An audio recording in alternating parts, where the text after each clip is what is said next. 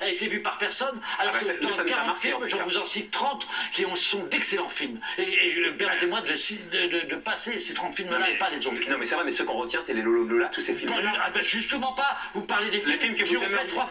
En tout cas, Jolie Poupée, oui. Parlez pas de ceux qui... Jolie Poupée, oui. Parlez-moi des films qui ont fait des entraînes, vous parlez des films qui n'ont pas fait... Jolie Poupée, oui. Jolie Poupée, oui. C'est incroyable. Parlez-moi de Pleure pas les bouches pleines, du Chaud Lapin, de La Nuit américaine, de Pleure pas les bouches pleines, parlez-moi de Saison du plaisir, parlez-moi de Dracula Père et Fils. Les hommes et les femmes politiques, il faut que c'est notre rôle à nous, journalistes, de les maltraiter un peu, de les faire souffrir, de les contester, de les critiquer. À ce jeu-là, c'est le rejet de la politique et on voit ce que ça donne aux dernières sélections. Il n'y a pas de preuve dans votre livre, Philippe, vous le savez bien, il y a beaucoup de ragots, il y a beaucoup d'informations de caniveau quand même. Vous savez, je vais vous dire, quand on écrit un livre, et Isabelle le sait, il faut aussi être un petit peu, comment dirais-je, un peu pute. Hein, Vous avez été un peu pute, Isabelle, dans le vôtre? Non, c'est pas ma conception. Il faut être un peu pute et plaire au lecteur. J'accepte toute défense si elle n'est pas en contradiction avec d'autres intérêts que je défendais. Oui, c'est tout. Mais ma parole est acquise. Maintenant, je veux dire que je ne suis pas un militant, je suis quelqu'un qui essaie de... Engagé, un petit peu. Je ne suis pas engagé. Donc par exemple, Je dans suis un C'est pas avocat. bon, vous auriez pu être partie civile de l'autre côté.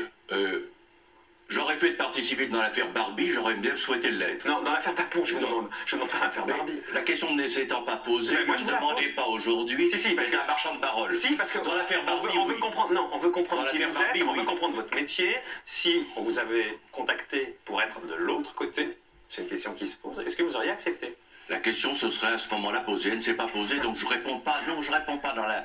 Je me suis engagé dans cette défense comme dans toute défense qu'on m'a demandé. On ne me l'a pas demandé. Mais alors pourquoi vous voulez Donc, bien je ne me répondre pose pour pas la Barbie? question. On vous l'a demandé pour Barbie?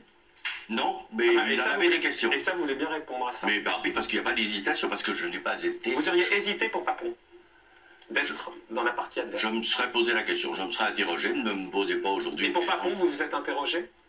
Mais pas du tout. Merci Roberto Benigni. Vous connaissez tout le monde, oui. Dominique Lavanant, vous l'avez même fait tourner. Dans Les Monstres. Ah oui, elle est même une actrice formidable. Formidable. Elle est vraiment Non, formidable. dites plutôt époustouflante. Époustouflante. Avec Michel Blanc, qui était aussi... Époustouflante. Et PPDA, vous le connaissez, vous êtes d'abord... Époustouflante. Et Ariane, vous la connaissez? Époustouflante. Est-ce que vous pourriez d'ailleurs réaliser un film sans faire tourner votre femme et sans jouer dedans? Non. Non, j'ai pas compris. Elle était peut-être pas d'accord au début, si?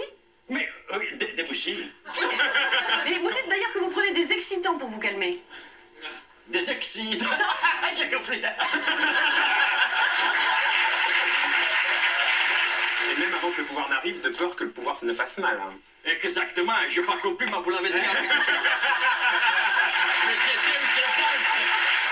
Vous avez commencé à être connu, Roberto, grâce à une émission de télévision où vous étiez critique de films. oui, cinématographique. Oui. Si vous aviez à faire la critique de Pinocchio telle que vous la faisiez dans cette émission d'Italie, qui vous a fait démarrer parce que vous aviez un ton un peu caustique. Hein. Oui, caustique, oui. Oui, caustique. Qu'est-ce que vous diriez sur Pinocchio, Roberto? Quoi La critique, mais faite par Roberto Benigni de ce film. La critique de ce film, je dois dire que c'est la... Est-ce que je peux faire la critique? Ah, oui. Mais je devais me lever... Ah ben allez-y, vous allez. Je dois les manifester physiquement. Allez-y. Allez, parle-moi. Je vis sur la table avec vous, Roberto.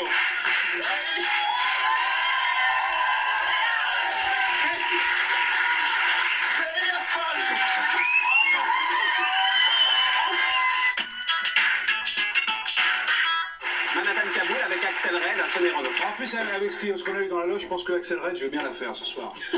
Qu'est-ce que vous avez dans la loge? Non, mais c'était une allusion avec ce qu'on a bu. Mais bon, c'est pas grave. Est-ce que vous avez bu dans C'est de la la vanne, c'est rien, c'est des trucs. Il arrive, Maître Collard? Oui, il est là. Il a un peu de mal, hein, ce soir, Maître Collard, manifestement. On l'attend? Il arrive. Ah. Voilà. Il court dans 30 secondes. Ah, voilà Maître Collard.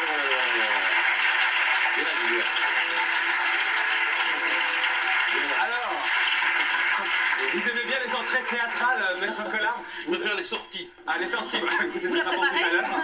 Mais vous voulez arriver après tout le monde, histoire de... Mais non, je voulais être sûr que vous soyez là. Ah bah écoutez, moi je suis là depuis tout à l'heure, je suis là depuis 1 heure. Mais comme je ne vous voyais pas, je me suis dit, où est-il? J'ai eu une période comme ça un tout petit peu... Mèche. Un peu rock, un peu agité, je faisais des grandes salles, Maintenant je fais les petites propres, c'est plus pareil. Non, mais, vous êtes la reine du calembour là, hein. Bah, grande salle, les petites propres, tout ça machin. Vous êtes J'avais compris, moi. à la prime enfance, il y a eu un incendie dans la clinique où vous êtes né, c'est ça? Oui, hein. Non. Et vous avez décidé de mettre le feu partout. En tout cas, c'est la légende que vous aimez bien véhiculer. C'est ça. Sauf dans le Var ou dans le Vaucluse. Oui, bon. Surtout en été. Oui, voilà, Ouais, c'est limite. Hein. C'est limite, mais oui. Dans vos rôles comiques, il y a mieux. Chez Nicolas, si je peux me permettre. Avec le public qui fait accélérer. Avec c'est dans la loge, je vais bien la faire accélérer. Mais qu'est-ce qui se passe? J'essaye 2 fois. En général, quand elle marche pas une première fois, la deuxième fois elle marche mieux. Non, franchement, la deuxième fois elle marche mieux. Comment il s'appelle votre album? Parce que c'est toujours des noms. ciel. Passe-moi le ciel. Alors, mettez-le dans la Vermouth. Renaud, juste quel genre de journaux vous lisez? Pas grand-chose. Biba. Vous lisez pas? Biba, Renaud. Je lis Marianne. Charlie Hebdo? Marianne, Charlie Hebdo. Ouais. Ah ouais, quand même. Le Auto plus. De temps en temps, le monde. Van pourri, Van pourri. Mal pourri, ce soir, il faut Qu'est-ce s'y que vous avez remettre dit, là. Kat? J'ai pas entendu. J'ai dit auto plus, mais c'est pas grave. Pour Renaud, auto plus, c'est pas grave. Renaud, Quand vous étiez adolescent, vous vouliez faire de la scène. Non, j'étais à la Seine. Non, vous vouliez faire de la scène. Le Non, problème, j'étais c'est à que la vos parents... Seine-sur-Mer. Oh là là, c'est C'est vrai, non. C'est ma grande période. J'étais piqué par un mystique à l'époque et j'étais... piqué par un mystique. Oh là là, celle-là. Vous avez pas du tout connu traverser du désert. T'as jamais fait de Paris-Dakar? Non. Je suis désolé. Ah, ceux qui font le Paris-Dakar, c'est ceux qui... C'est ça? Excusez-le. excusez-le. Mais je tente des vannes, je me rappelle encore ici. Quand Pierrette Le Pen Oui. avait divorcé de Jean-Marie Le Pen, vous l'avez fait poser à poil dans Vous Playboy. connaissez l'histoire? J'ai vu les photos en tout cas. C'était pour répondre à Jean-Marie Le Pen qui avait dit à la carte des ménages. À la café des ménages, voilà. Et je lui ai dit, écoutez, bon, puisqu'il voulait, il voulait faire des ménages, ben faites des ménages à poil. Et elle m'a pris à la lettre. Ah, mais au départ, c'était une blague que vous Une faisiez. boutade au départ. Ah oui, Bien d'accord. sûr, c'est Oh ça. non, mais si elle vous a dit, bon, alors. C'était une façon de faire parler de vous aussi avec ça. Mais j'ai pas posé à poil, moi. Et vous l'avez pas dit, ne faites pas ça, c'est ridicule. Non, mais non, pas du tout. Moi, j'ai pensé que c'était un moyen de ridiculiser Le Pen. D'accord, donc vous l'avez poussé. Après, oui, mais sur le moment, non. Oui, bah voilà, vous l'avez poussé. Et pendant? Et pendant, j'ai regardé. Ça l'amuse Alain Duhamel. Il a les qui frise depuis... Non, mais à cette heure-là, il dort. Non, il dort pas. Depuis 2 heures. Mais pas ce soir. Mais pas ce soir. Non, mais Non, mais j'aime bien le théâtre. Oui, mais... Et le cinéma. Il y a 2 photos chez vous. Une de Bush, une de Ben Laden. Oui. Si je les ai tous les deux devant moi, c'est parce qu'à travers eux, je vois des femmes, des enfants, des victimes, des innocents. Et comment expliquer, ils me forcent à entrer dans le drame d'aujourd'hui, le drame de maintenant. Et ces 2 ans me rappellent que je n'ai pas le droit, moi Emmanuel, de vivre tranquillement. Je dois souffrir avec, que je dois pleurer avec. Un cœur simple, un cœur gros, un cœur d'or. Avoir du cœur, c'est être capable de partager ce qu'on vit, les souffrances, les joies et le reste. Annie, elle a ça en elle, ce don, une rescapée, oui. Elle a traversé des épreuves, elle a voyagé dans les contrées infernales. Peu importe, aujourd'hui, elle revient radieuse et souveraine. Est-ce que vous avez l'impression... J'étais très touché par sa critique. Très. Vous avez encore les larmes aux yeux? Oui. Parce que quand tu entends des choses comme ça, c'est très beau. Est-ce que vous arrivez à gérer aujourd'hui votre hypersensibilité? Ah, complètement. Comme je suis ça. plus maligne que vous pensez. C'est incroyable parce que quand vous jouez pas, on a l'impression quasiment que vous êtes morte. Au César, on se souvient, vous aviez dit... C'est un peu ça. Hein, c'est un peu ça, vous avez dit au César, le cinéma m'a follement éperdument, douloureusement manqué, votre témoignage d'amour me montre que peut-être je ne suis pas tout à fait morte. Quand vous Il avez faut pas... penser que peut-être, je dis bien peut-être, J'ai bien je dit ne suis peut-être. pas encore tout à fait morte. Ceux qui veulent découvrir ma vie n'ont qu'à aller voir le film au lieu d'acheter Gala pour le prix de 2 galas. Vous avez la vie de Sophie Marceau dans Parlez-moi d'amour. C'est un bon argument. Non, c'est un peu facile. Ouais, mais vous l'avez dit quand même. Oui, mais bon, on transcende les choses un peu. Est-ce que la presse Le people, elle cinéma, a c'est ça. compliqué, sans que rentrer dans votre vie de couple, mais elle a compliqué votre histoire? Pas du tout. Non, ça n'a pas été... Non, mon histoire était plus compliquée encore. Je suis dure, je suis pas mariée. Oui, il y a des Dur, choses de hein. moi, elle a un peu des choses de moi. Le côté dur, alors justement, quoi Mathilde Seigné est dur, ça? Bah, je suis dure, elle est dure avec les hommes dans le film. Mhm. Moi, je suis dure avec les hommes aussi. Ah bon? Quel genre, Mathilde? Pendant quelques temps, je les mettais KO. Maintenant, je change un peu. Enfin, j'ai évolué. KO, coup de boule comme dans le film? Non, j'étais en conflit un peu avec eux, oui. Rapport de force. Voilà. Mais pour quelle raison? Que c'est comme ça. C'est comme ça. Non, mais c'est mes problèmes à moi, on a tous des problèmes. Je trouve que ce que vous dites, c'est chouette, c'est intelligent. Je trouve que vous avez de la classe. Bien fait de vivre. Et j'ai l'impression que vous êtes libre, que vous avez en tout cas une liberté qui est rare. Vous avez l'air d'avoir une vie intérieure assez... Franchement, ça va bien. Clémentine, pour résumer... Je ne pas mes événements privés, mais ça va plutôt bien. Mais ça va bien. Vous êtes amoureux alors en fait. Ouais. Quand vous avez parlé de votre homosexualité, qu'est-ce qui vous a le plus gêné? Voilà. C'est les autres joueuses ou c'est les journalistes? C'est quoi? C'est un petit peu la fédération? Non, pas du tout. C'est les journalistes surtout. Je crois que j'étais pas prête à assumer l'ouragan qu'il y a eu après. Quoi. Le pire pour vous, ça n'a pas été les guignols? Je les ai jamais vus. Oh non, c'est impossible. Ouais, je vous promets. Jamais vu. Ouais, jamais. Vous imaginez un gorille, ouais, non, mais on me l'a décrit, bien sûr. Il y avait Pierre aussi, hein, il y avait vous. Non, mais ça m'a fait mal. Tout ça, c'est des choses vraiment qui m'ont fait mal au début. Et maintenant, c'est vrai. Fou, quoi. Je veux dire, je suis bien.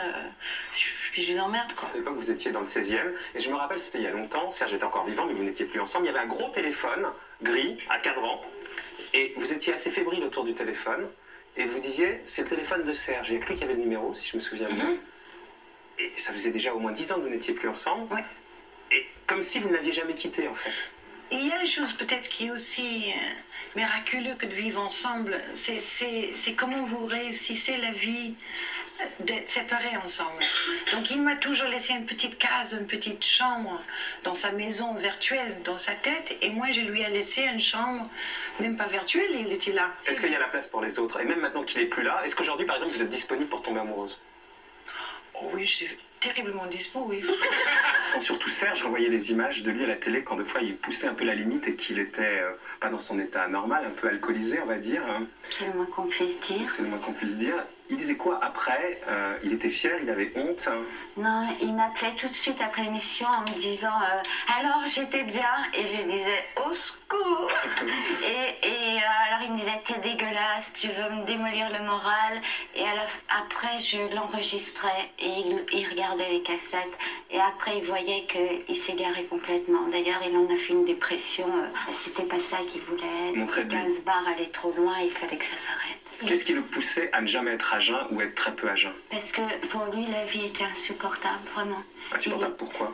Il comprenait pas la méchanceté des gens, le peu de générosité, le peu d'humanité. Dans vos mémoires, en 95, vous racontiez que vous êtes intéressé au cinéma pour assouvir une libido complexe.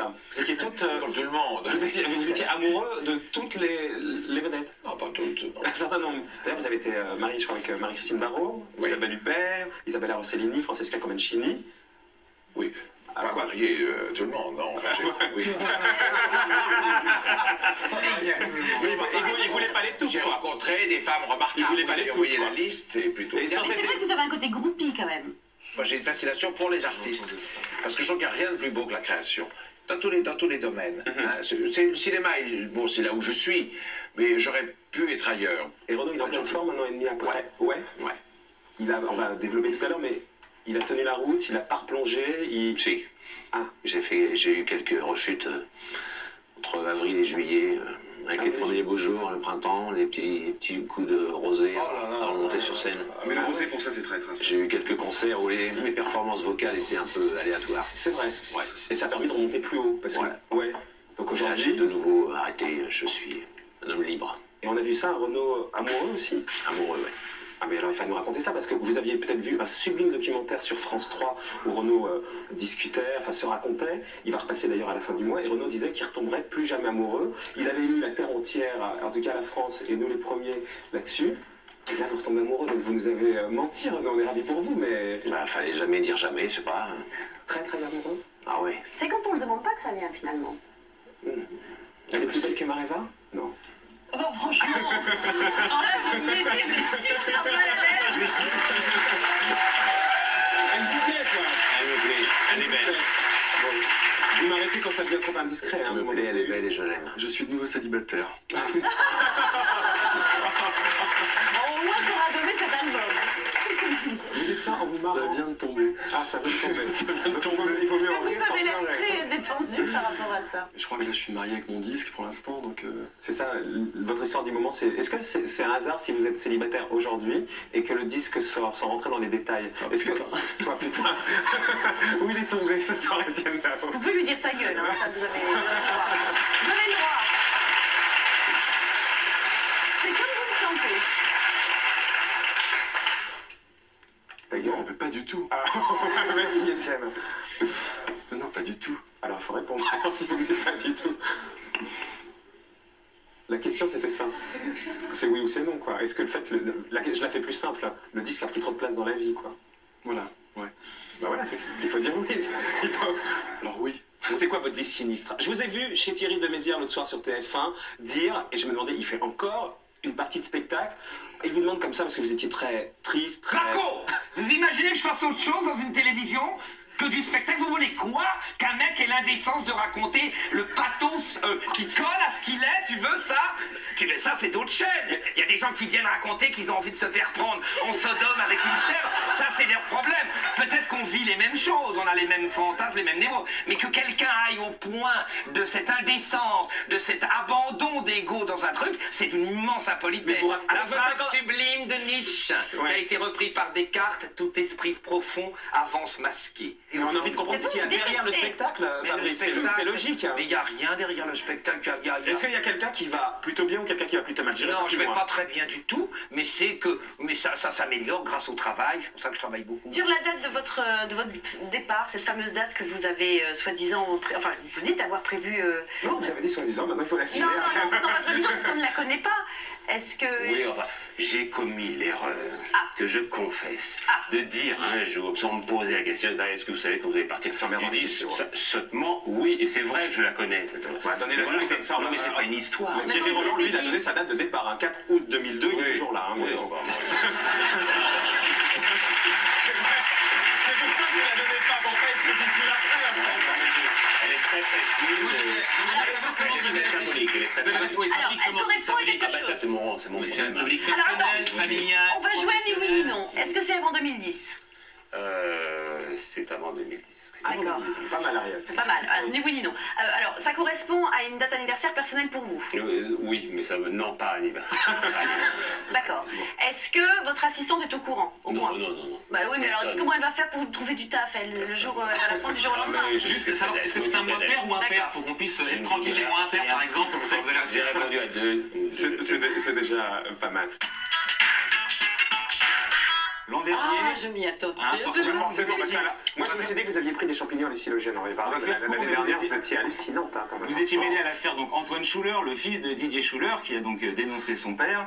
Mais parallèlement à cela, vous avez fait des déclarations fracassantes dans les médias pour nous dire combien, en sorte de complot international, une organisation mafieuse dotée d'un budget 250 fois le budget de la France, nous étions tous menacés, beaucoup de dangers. Avec un peu de recul, je me suis dit, vous avez reçu un scénario de film. T'es payé pour dire ça, toi? Pourquoi je... Vous aviez fumé quand vous étiez complètement sur une planète. Comment ici, on a la chance d'être en direct? Mais encore heureux, ouais. Ouais. C'est un bonheur. Et alors? Bah c'est tout. D'accord.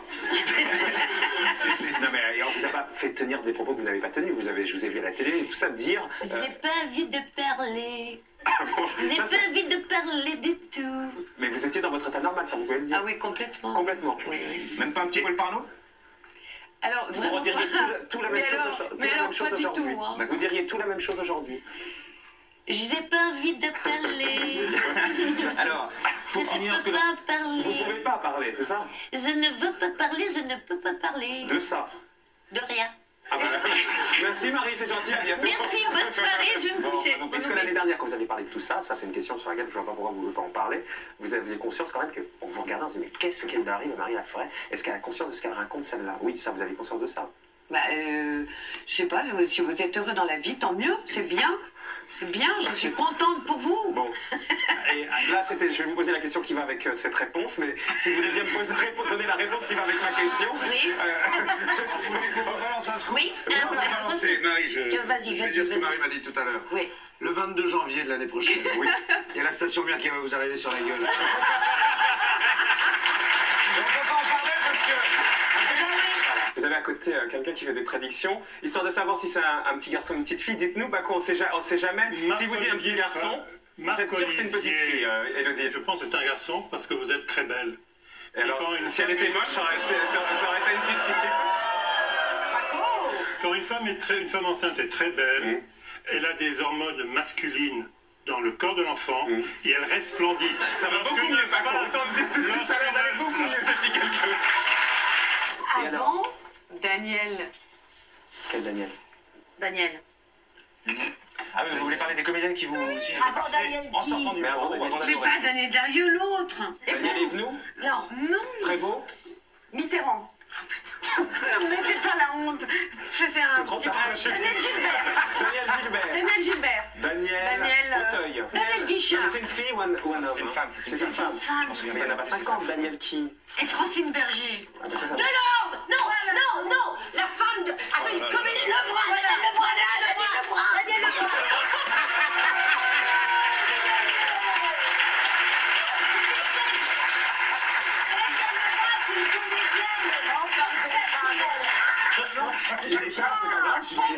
C'est normal.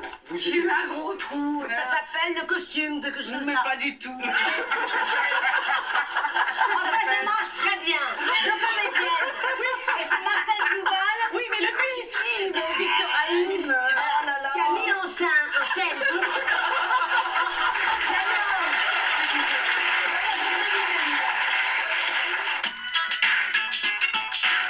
Vous avez proposé des projets sur TF1, sur LCI, sur les télévisions. On vous a tous dit que bah oui peut-être, mais finalement non. Et donc les portes se sont refermées. Comment on le vit, sincèrement?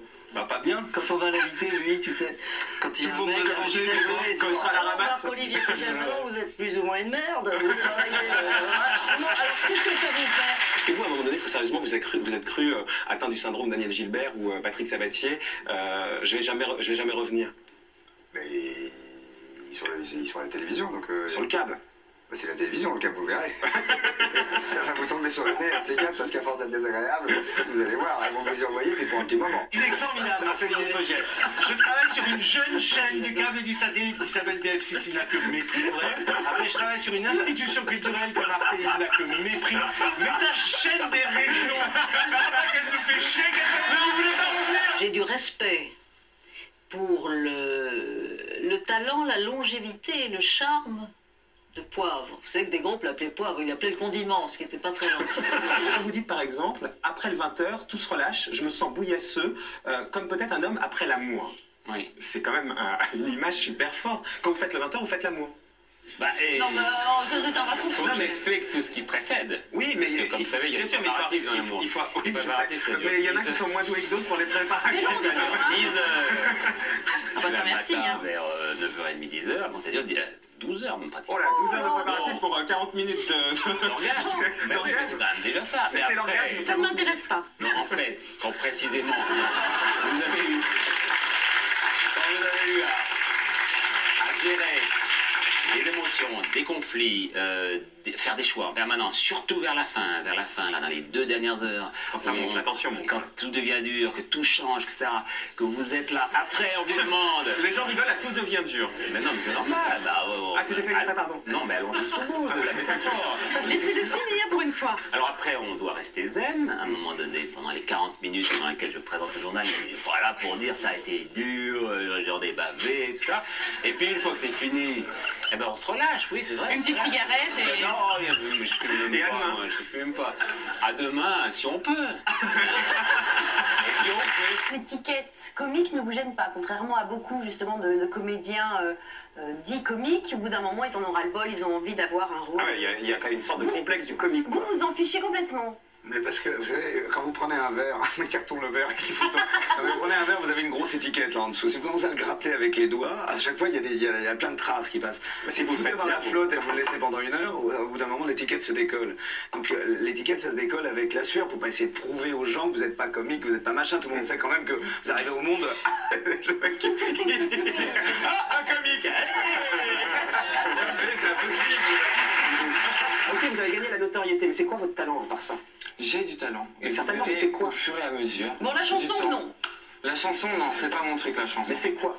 Vous avez bien réfléchi à votre talent, hein? L'écriture, non. Qu'est-ce qu'il va faire qu'on va dire? Vous avez tort. Mon talent, c'est que j'ai un talent, j'aime bien faire de l'animation, j'ai une grande gueule, j'ai envie de parler, j'ai envie de m'exprimer. Donc je parle, je suis un bon dessinateur, voilà, il y a plein de choses, je suis très habile de mes mains, j'arrive à créer des choses, voilà. J'avais envie de ce métier. Mais est-ce que vous avez toujours cru qu'avec cette différence, ça marcherait? C'est ça ma question. Non, j'ai jamais cru.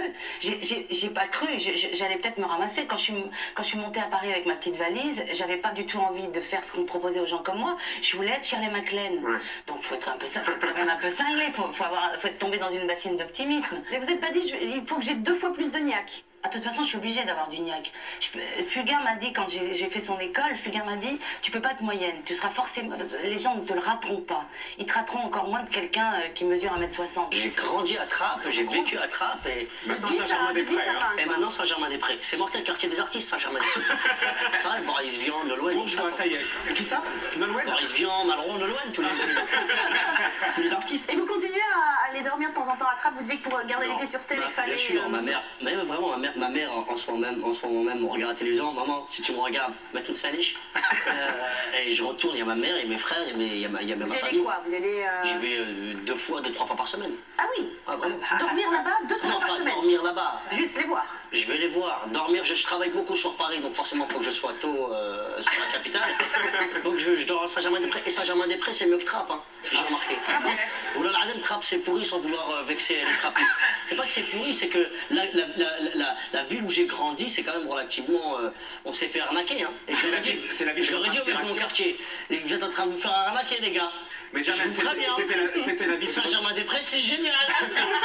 C'est à Saint-Germain-des-Prés que ça se passe. Mon père, il a travaillé toute sa vie, il n'a pas eu le choix, il se réveillait le matin en se disant putain, une journée de plus. Et moi, alhamdoulilah, je me réveille en me disant mortel. J'y vais. Avec de temps en temps la tête qui enfle, oui, c'est normal. J'aimerais bien prendre la grosse tête, mais c'est impossible. Mon père, il peut pas me laisser prendre la grosse tête. Il me prend toujours la tête pour aller chercher une demi-baguette au centre commercial. Qu'est-ce que tu veux que je prenne la grosse tête? À Saint-Germain-des-Prés, justement, on va être obligé de se barrer parce que j'ai fait descendre tous les mecs de mon quartier. Ça me quitte pas la foi, vraiment. La concierge, j'en ai marre. Anna, si vous m'écoutez d'ailleurs à ce propos, je m'excuse.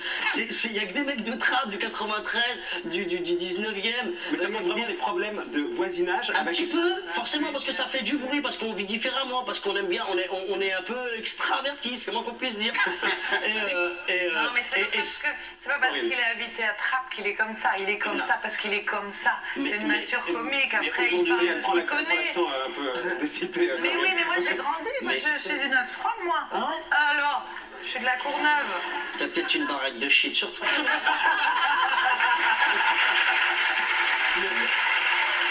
Ça a très bien démarré pour moi et en même temps on était dans une situation qui était assez délicate familiale et quand ça démarre très bien pour soi et qu'on a l'impression qu'on a beaucoup trop de chance par rapport à une réalité quotidienne, on a tendance à pas supporter tout ce qui se passe.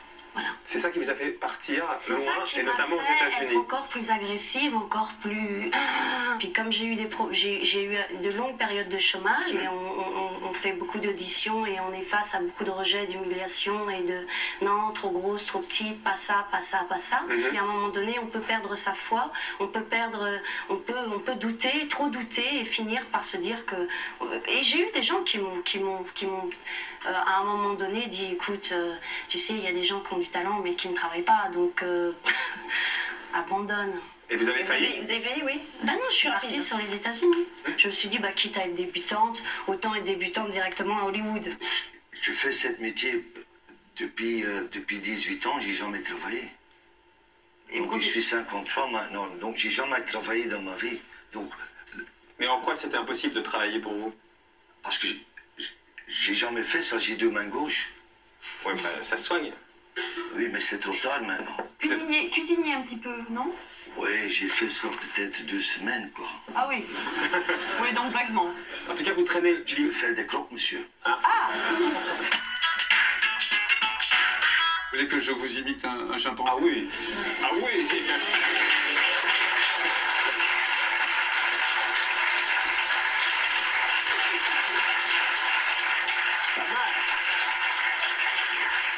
Un des plaisirs quand je vais au parc, c'est vraiment de te regarder. Parce que j'essaie de comprendre ce que tu essaies d'indiquer aux joueurs, j'ai jamais réussi. Va là-bas, remonte de l'autre côté.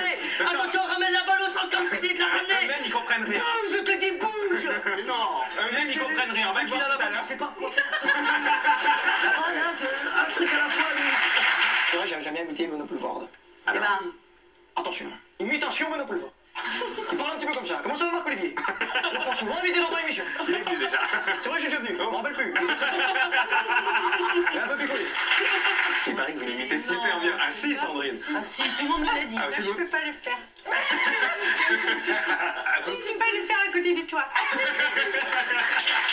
Il paraît que vous imitez aussi Fanny Ardant. Ah, il y a une phrase dans le film de François Truffaut qui est même les aveugles verraient que je suis amoureuse de vous. Il paraît que vous imitez super bien votre père en train de draguer, on m'a dit.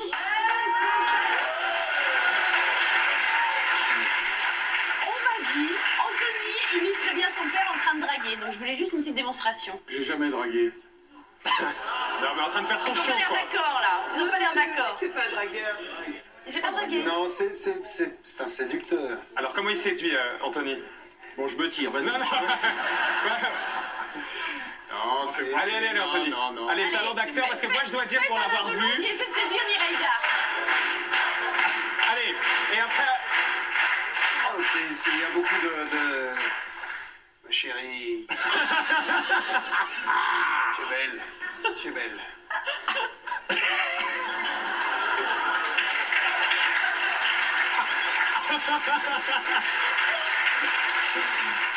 Je peux vous faire Pierre Palmade. Et vous pouvez nous faire Parougia, et Parougia est pas mal aussi dans le côté... Pierre Palmade, il n'a pas compris que normalement on riait en soufflant. Lui, il rit en inspirant. Il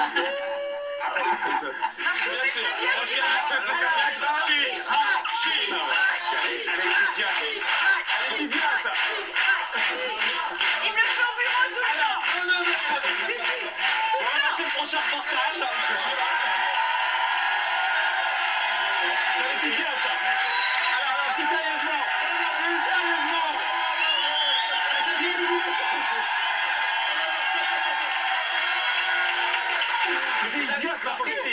Elle est idiote, C'est une émission en direct. Tu n'as jamais vu 4 invités Partir d'un coup se casser. Non.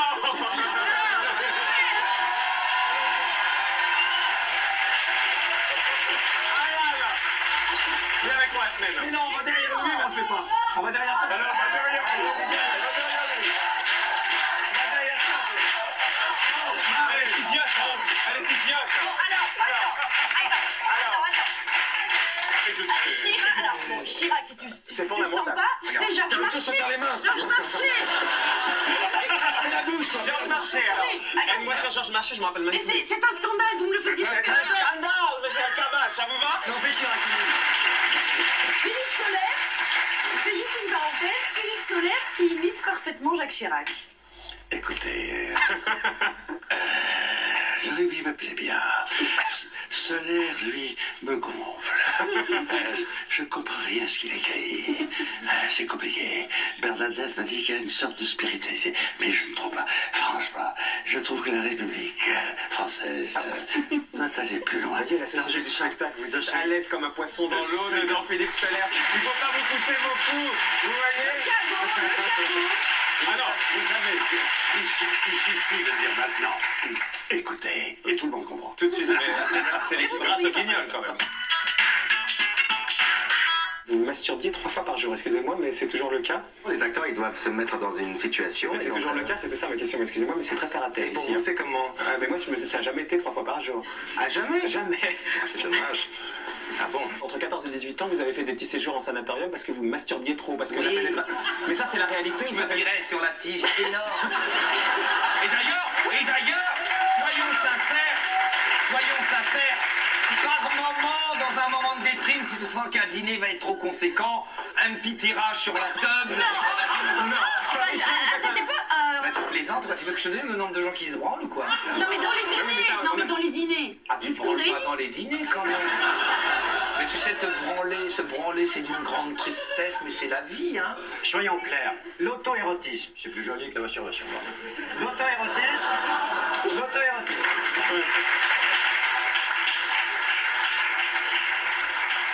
Deux choses. La première, je dis aux adolescents, et etc. Écoute, vite fait, bien fait, c'est pas bon. Ah oui, oui, vous êtes très technique. Mais non. Vous êtes très technique. Hein. Mais bien entendu, mais j'en ai discuté avec des sexologues, j'invente pas les trucs.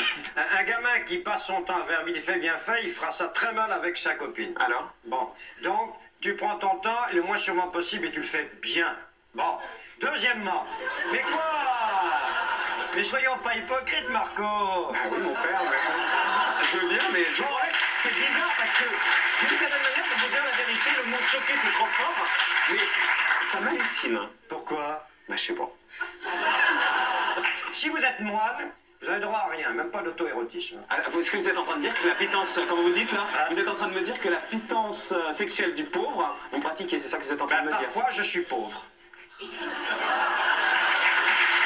Peut-être que le vœu de chasteté, ça a été un des vœux les plus compliqués à tenir, et même... c'est ce que j'ai lu dans votre livre, ma sœur. Bon, écoute, au fond, tu n'en sais rien, mon cher.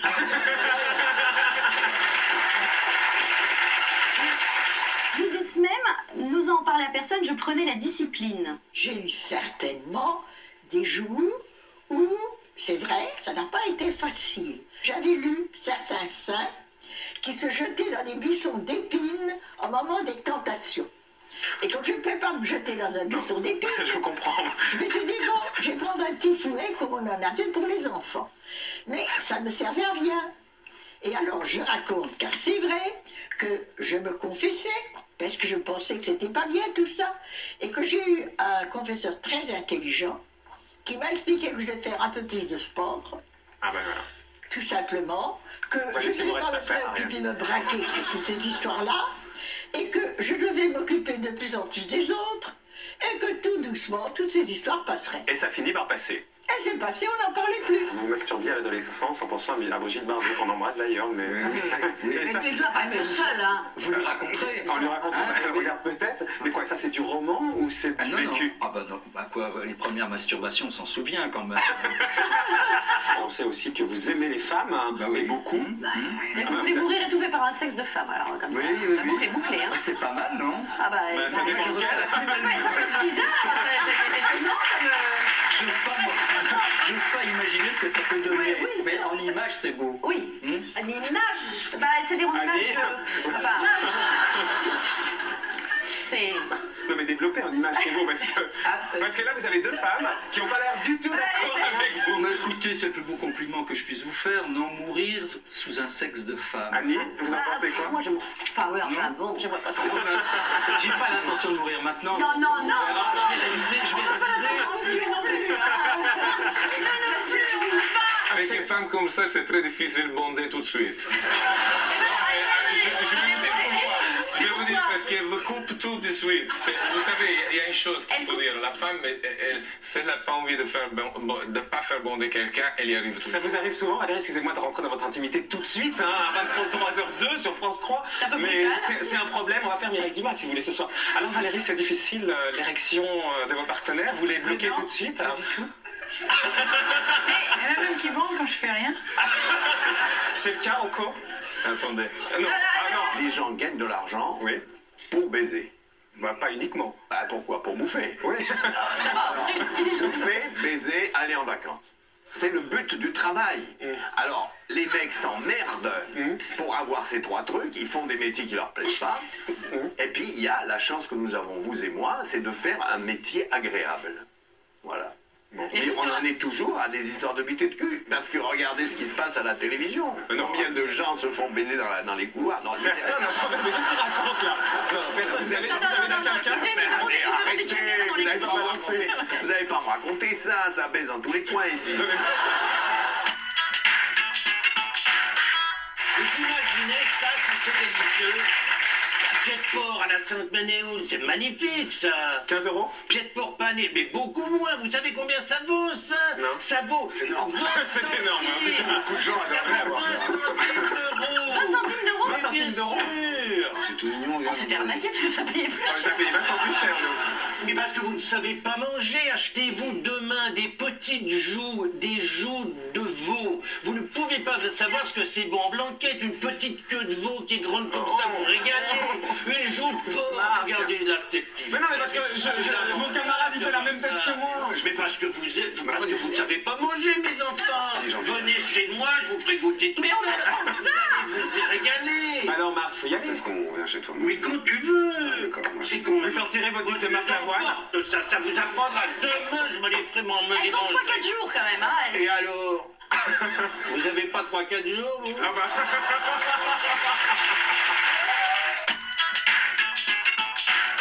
Vous disiez, j'ai toujours détesté les autres enfants, moi c'est clair. Je ne disais pas à mes camarades puisque je ne leur parlais pas. Voilà, j'étais l'enfant idéal, je n'avais aucune envie de me compromettre avec les autres. C'est une question d'éducation. Vous avez été élevé comme ça dans le mépris des autres? Oui, oui, ma mère me disait c'est comme ça qu'il faut être. Après la guerre, il se trouve que tous les amis et les frères de mon père m'envoyaient des bicyclettes. Je me suis retrouvé avec 6 bicyclettes. L'école était à 6 km.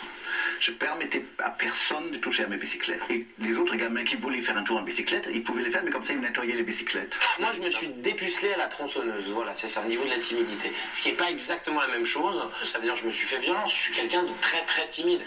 Moi mes potes quand j'étais petit m'envoyaient acheter du jambon à la poste et j'y allais. Et j'arrivais au guichet de la poste et je disais... Ça peut tarder. Il faut dire, Michael, il faut dire, Michael, que peut-être pas petit mais plus jeune, vous preniez un peu de tout et n'importe quoi. Il paraît que même du parfum, vous picoliez du parfum. Je suis pas fini, Marco. C'est pas fini. Je suis pas complètement fini. Il a tout, mais c'est pas bien. Pour l'instant, c'est pas bien rangé. Je sais pas quel âge. Est-ce que ça va de mieux en mieux ou ça va de moins en moins bien? J'ai 29-30 ans, je suis pour moi à 14-15. Donc je suis en phase de... Bientôt je vais devenir adolescent. Je vais avoir des boudons trop cool. Fumer des clopes.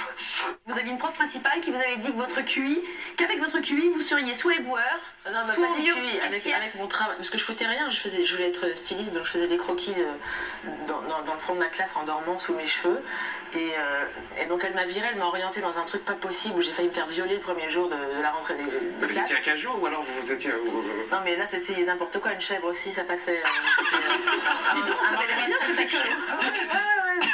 C'était chouette. Donc je suis partie au bout d'une journée bien sûr et je l'ai recroisée je sais pas 6 ans plus tard au volant d'une grosse voiture et elle au volant d'une petite voiture, donc c'est des kiffs complètement cons. Vous étiez à côté d'un mannequin, j'étais avec un très beau garçon et elle m'a regardée, je regardais un peu de haut comme ça, j'étais gentille. Et vous l'avez dit bonjour? Ouais, j'étais super sympa, ça sert à rien d'être bête et méchant, mais ça m'a fait une satisfaction personnelle. Ouais, le côté je vous emmerde tous quand même. Pas que je vous emmerde tous, mais regarde, voilà, elle voulait que je sois caissière à prise unique. Ce qui est pas mal, caissière à prise unique. Bah, oui, non, mais j'avais pas envie de faire ça. Vous dites que votre intérêt pour le sexe vient aussi de votre grand-père, de votre père? C'est une famille, c'est une génération.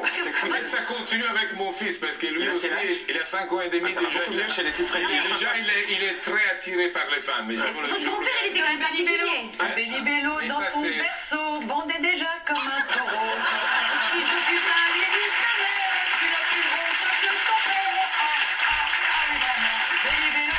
Non, c'est pas Bélibélo, c'est Bébé Rocco est un salaud. Alors, à la fin, il y a Bébé Rocco dans son cercueil, bandait encore comme un chevreuil. Avec sa bite en arc de cercle, il essayait de soulever le couvercle. Mon accent, c'est pas un accent en fait, c'est ma voix d'origine, je parle comme façon de parler. Quand j'étais petit, je parlais comme ça jusqu'à 12 ans quoi. Mais vraiment hein. Et un jour, et ma mère aussi, toute ma famille, mon père, mes frères s'en vont parce que mon seul chat, merci hein. Je parlais comme ça. Et d'un seul coup, je me retrouve à l'école, dans une école un peu plus classieuse hein. Et les gens font mais c'est quoi cet accent ridicule vraiment comme ça. Et il dit mais je sais pas, je dis pourquoi? Il dit comme ça quel accent? Où ça l'accent? Non. Et je me suis tapé vraiment la honte quoi. Et petit à petit j'étais tellement honteux que c'est parti comme ça par mimétisme en fait. Et je me suis parti puis je me suis mis à parler comme ça. Jusqu'à l'accent marseillais donc. Non mais et je me suis retrouvé chez moi, chez mes parents et on m'a dit passe-moi le seul là. J'ai dit mais tout à fait voilà. Et là ma mère m'a fait mais qu'est-ce que c'est que cet accent là? Moi j'étais assez frappé de la façon dont vous balanciez encore à nouveau sur vos rapports avec votre père. Et non, c'était pour rien, ça, c'est un joke. Comment c'était? Un joke qui dure 4 ans. Oui. Donc il faut vraiment être fêlé pour faire ça. Oui, il faut être vachement fêlé. Mais vous disiez en même temps, parce que vous racontiez des trucs incroyables sur votre rapport avec votre père, tout n'était pas un joke puisqu'il y avait pas mal de choses de vraies dans ce que vous racontez. Non, pas du tout, c'est pas moi qui... Non, je vous m'avez raconté des conneries à chaque fois que je vous ai interviewé. Olivier, je vous vois, parce qu'on est sur un écran de télévision, mais non, tout n'était pas du tout une plaisanterie. J'ai reçu le script avec 90% de ce que vous voyez à l'écran. Hein.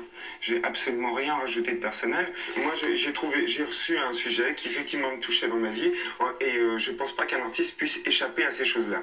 Bon, je me considère comme un artiste, peut-être ai-je tort, mais en même temps, j'essaie de faire les choses. Parce que vous êtes un artiste. J'essaie de faire les choses, en tout cas, du mieux que je peux.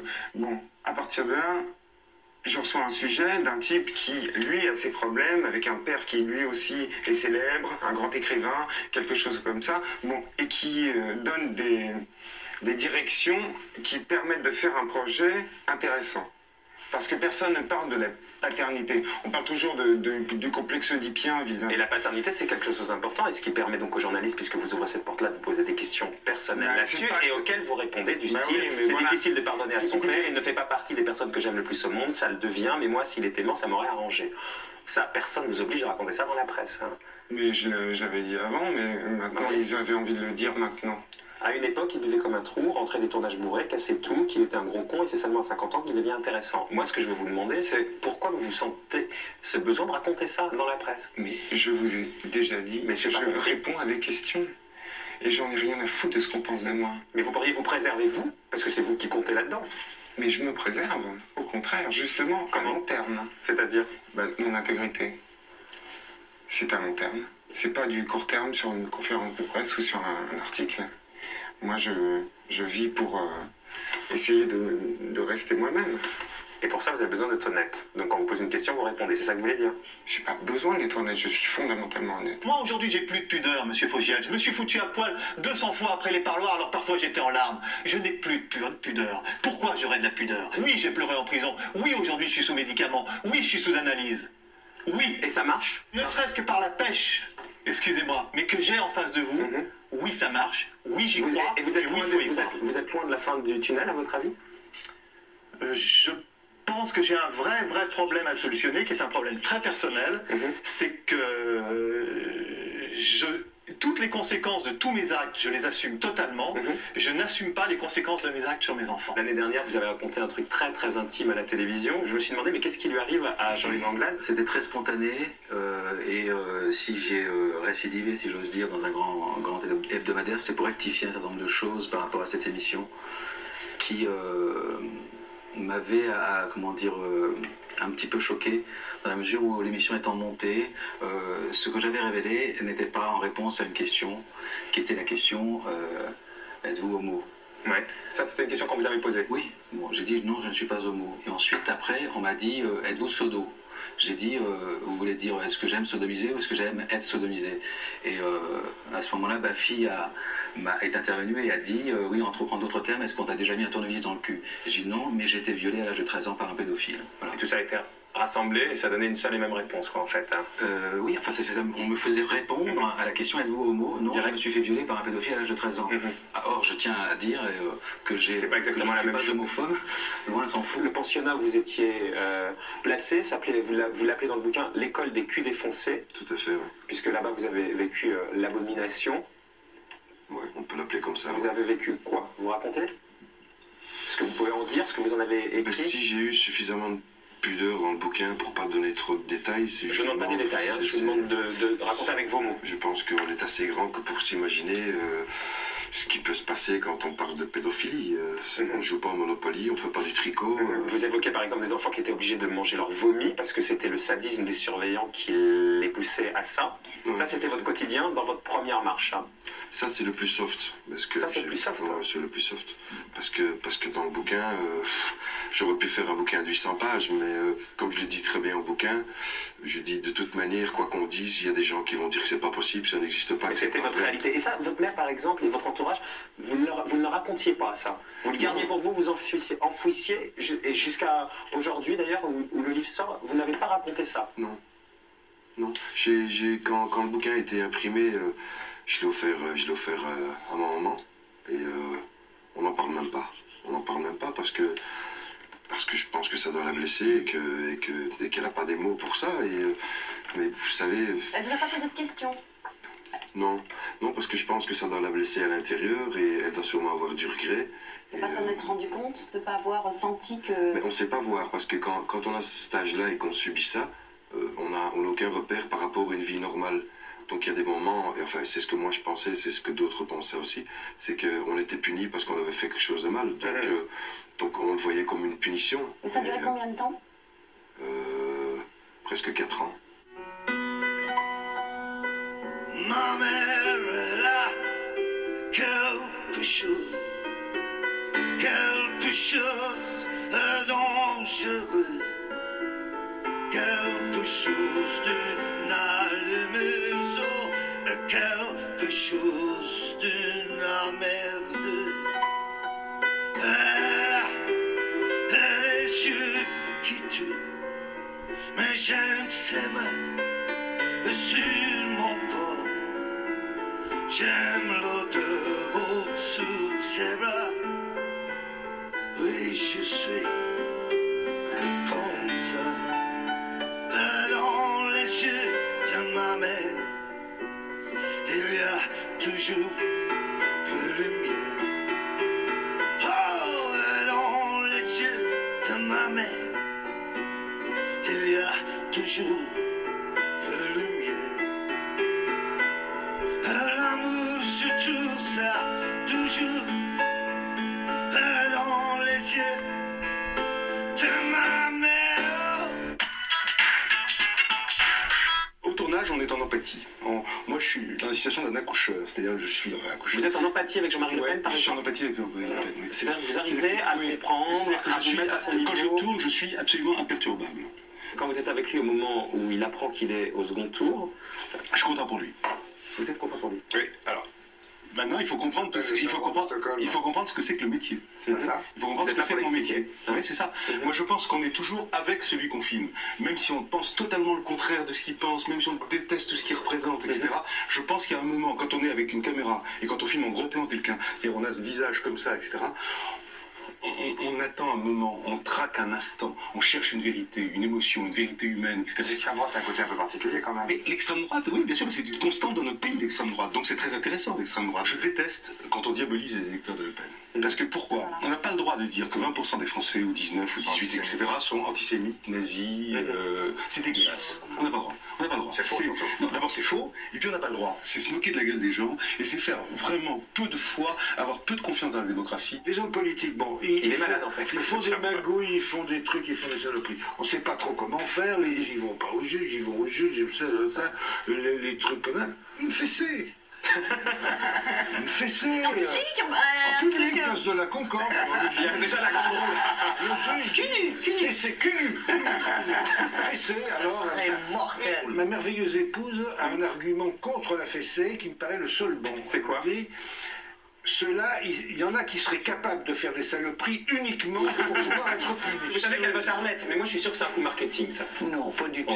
Je lui ai écrit encore il y a 3 jours. Oui, justement. D'ailleurs, j'ai demandé, c'est ici que j'ai demandé l'adresse. Pour lui dire quoi, Madame de Fontenay?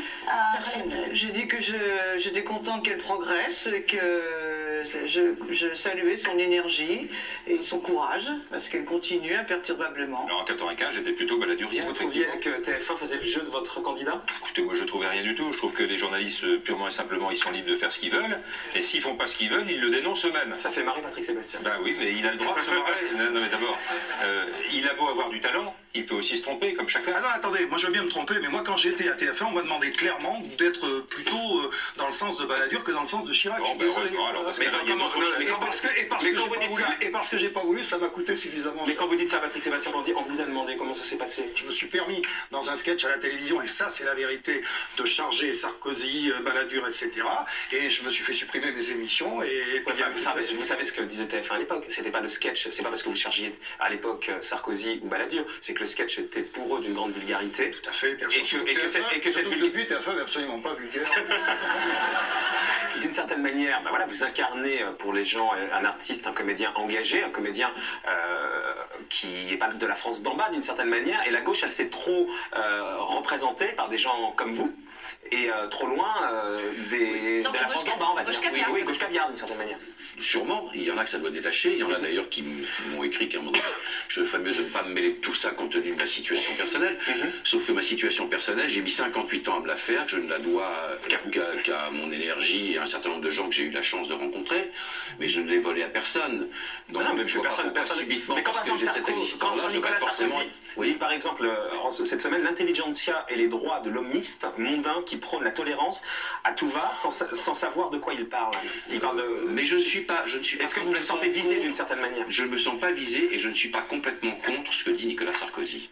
Quand aujourd'hui on fait ce procès sur la fameuse loi de Sarkozy sur la sécurité de manière générale, c'est certain qu'il faut faire attention avec ce qu'on manipule là.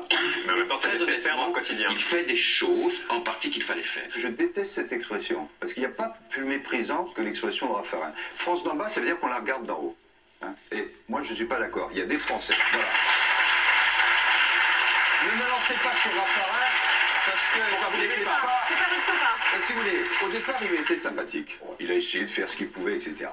Mais d'abord, je suis un homme politique, je juge sa politique mauvaise. On n'a jamais eu une situation aussi déprimée. Personne ne peut se dire que la situation... Dès qu'un Premier ministre arrive, vous l'avez été, on est sympathique, et puis il y a une espèce d'instant de grâce, d'état de grâce qui dure plus ou moins longtemps, et vous aussi, comme les autres, petit à petit, votre indice de, de satisfaction a baissé au fil des temps, parce que c'est usant d'être Premier ministre, n'est-ce pas? Vous n'allez pas me dire le contraire, vous l'étiez vous-même. Je connais un petit peu la fonction. Alors, mais venant d'un expert, je ne suis pas expert, je suis citoyen et je vote. Bon, vous avez raison. Donc, bien joué Jean-Pierre. Pas de chauffer Jean-Pierre. Alors, sur Raffarin, vous avez raison. Et bon, vous parlez au Premier ministre de la France, hein, Jean-Pierre Foucault. Pas du tout. Non, mais ne voyez pas malice. Hein. Je juge que sa politique est mauvaise. Bon, et c'est normal, vous êtes à gauche, donc... Non, c'est pas parce que je suis dans l'opposition. C'est à cause Quel est le Premier ministre de droite dont vous avez trouvé la politique bonne? Aucun. Ayant des convictions socialistes. C'est ce que je viens de dire. Quitte à mener des combats en politique, autant mener des combats à sa mesure, qui ne sont pas des causes perdues. Par exemple, vous amenez un vrai combat pour l'appellation contrôlée du chabichou, un fromage de chèvre. Ça, c'est le genre de combat qu'on est sûr de mener à son terme. Écoutez, un rappel à la tribune de l'Assemblée. Mais c'est passionnant. Alors là, le chabichou, je comprends que vous aviez besoin de monter au créneau. Chabichou du Poitou. Ah, du Poitou, excusez-moi. Non, alors évidemment, si c'est du Poitou. Oui, mais c'est des centaines d'emplois derrière. Ah oui, ben voilà. C'est la production de lait de chèvre dans les Deux-Sèvres. Vous aurez appris quelque chose ce soir. Formidable. Le premier département producteur de lait de chèvre, c'est le département des Deux-Sèvres. Et Georges Sarr est con. Ah oui, alors ça commence bien. Non mais pourquoi il est con? Simplement parce qu'il vous aime pas? Non. Je m'en étais aperçu avant, et puis on est plusieurs. Non. C'est un des hommes les plus bêtes de la classe politique. Oula. Vous avez un côté un peu maso, non? Oui. Maso? Pourquoi maso? Vous devez certainement écrire dans la douleur, dans la souffrance. C'est un peu l'impression que vous donnez, non? Je crois pas que je cherche ça du tout.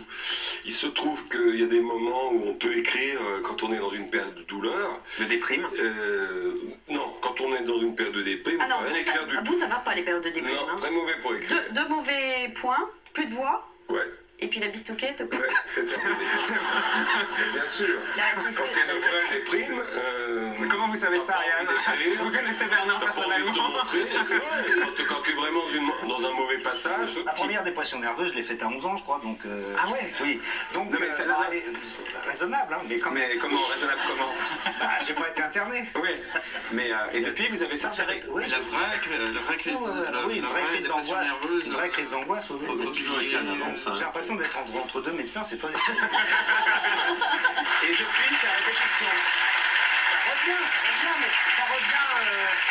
Maintenant, j'ai appris à faire avec et à remettre ça à la place à laquelle ça doit être, c'est-à-dire sur ma table de nuit avec les calmants. Votre aventure avec la drogue. C'est pas fait pour vous détruire au départ, c'est fait pour vous amener ailleurs. Non, même pas. C'est fait pour vous aider à vivre. C'est ce que vous pensez. Du quotidien. Non, pour vous donner les capacités d'affronter le quotidien. Et quand vous dites... qui m'ennuyait à périr et si avec des produits, je pouvais faire le ménage, des choses passionnantes. Hein. Le malheur est arrivé. Le malheur, c'est la disparition... L'accident de mon fils d'abord, sa disparition ensuite. Donc j'ai fait 2 dépressions. Et non seulement l'écriture m'a sorti je peux pas, du trou dans lequel j'étais. Une thérapie. Absolument. Mais non seulement le livre m'a sorti d'une thérapie, mais le livre est certainement meilleur parce que j'ai souffert. Oui, vous racontez comment la mère de vos enfants s'est défenestrée après sa dépression. Vous racontez comment votre fils est tombé par la fenêtre, comment après il en est mort. Dans le livre, vous écrivez « J'ai une vie magnifique ponctuée de malheurs ». Oui, mais comme tout le monde. Oui, à un moment, ça s'équilibre ça s'équilibre comment vous diriez que... j'ai la peau dure, j'en reviens pas même. Normalement, je devrais pas, je sais pas... Souvent, je me dis, mais comment tu fais pour... Bon, il y a l'amour aussi, j'ai rencontré, c'est là où la vie est extraordinaire. À un moment précis, mon fils est tombé par la fenêtre un dimanche, et le lundi, je rencontrais Nathalie Reims, et c'est une grande histoire d'amour, donc c'est inouï. Et vous avez beaucoup culpabilisé là-dessus. Oui, de cette rencontre. J'ai culpabilisé, aujourd'hui, bien sûr, je ne culpabilise plus, mais je me dis que j'ai une drôle d'énergie. Voilà, c'est fini. Merci Gérard. On a ramassé les mêmes théories. On a tellement tiré chacun de notre côté. Jacques Weber, il a chanté il y a quelques semaines ici. Que voilà, c'est fini. C'est fini. Trouve un autre rocher, petite huître, perlée. J'ai l'impression que l'émission est finie. Voilà pour les meilleurs moments de Ne peut pas plaire à tout le monde. N'oubliez pas notre rendez-vous donc lundi prochain à 20h50 pour une émission exceptionnelle, Ariane. La semaine prochaine, encore un best-of. La semaine d'après, encore un best-of. Et la semaine d'après, le direct, le dimanche à 20h50. Passez de bonnes fêtes à lundi 20h50 pour les tops et les flops avec Dave, Marianne James et Clémentine Célarier. Bonne fin de soirée sur France 3, merci. Vous n'avez pas attendu l'année 2003 pour être blindé. Grâce à Dieu, j'ai pas un blâme. Donnez. Est-ce que vous êtes athée? C'est une question de chauffeur de taxi que j'aime bien.